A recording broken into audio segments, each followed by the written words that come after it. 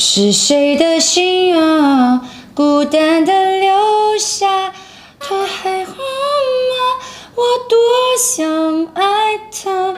你看，声音都是含在嘴巴里面的啊，这包括你的咬字，包括我们的声音的状态是没有空间感的。那么今天呢，艾米老师来教大家啊，来训练口腔咬字的一个状态，包括如何去字正腔圆的歌唱。那么我们把咬字做好了以后，我相信大家在歌唱当中，你的声音状态是清晰的，咬字是清晰的，并且声音也是集中的。我们首先要明白3个点：提、打、松。什么是提呢？一定是提起我们的笑肌去歌唱。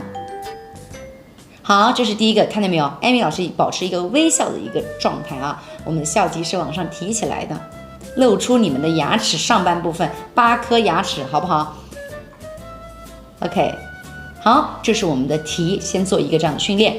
第二个呢，就是打。什么是打呢？打开我们的口腔，抬起里面的软腭。那怎么来去打开口腔呢？我们把手放到耳朵的两侧，也就是你的小耳朵部分啊。当我们打开的时候，这个地方是凸起的，哎，关上的时候，这个地方是往里凹陷进去的。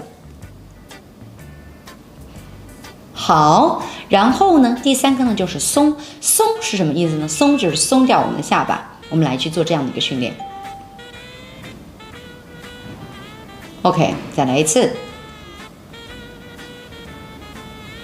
我们每天只需要练习5分钟的时间，我相信大家一定在咬字上面是一个松弛的状态，并且内口腔是积极的。我们接下来呢，来训练我们的唇部的力量感。我们来说2个词语啊，第一个就是泡沫，泡沫，鞭炮，鞭炮。你看我们的嘴巴两者之间它是有着力点的。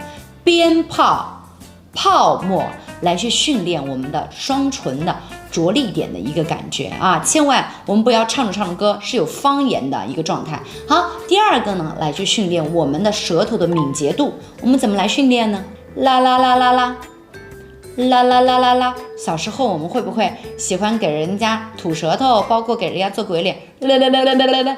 看见没有？小时候是不是喜欢这样？哎，这里也是来训练我们的舌头的一个敏捷度。啦啦啦啦啦啦啦。好，完了之后呢，我们再训练一个啦嘎啦嘎啦嘎，啦嘎啦嘎啦嘎，然后再加快啦嘎啦嘎啦嘎啦嘎，啦嘎啦嘎啦嘎啦嘎。这样子呢，让我们的舌头啊，在我们的内口腔是一个非常自如的一个状态，非常松弛的一个状态，并且啊，我们的敏捷度，舌头的敏捷度是越来越好。所以说，艾米老师今天教大家咬字，大家学会了吗？如果喜欢艾米老师的，我们可以点赞、关注加收藏哦。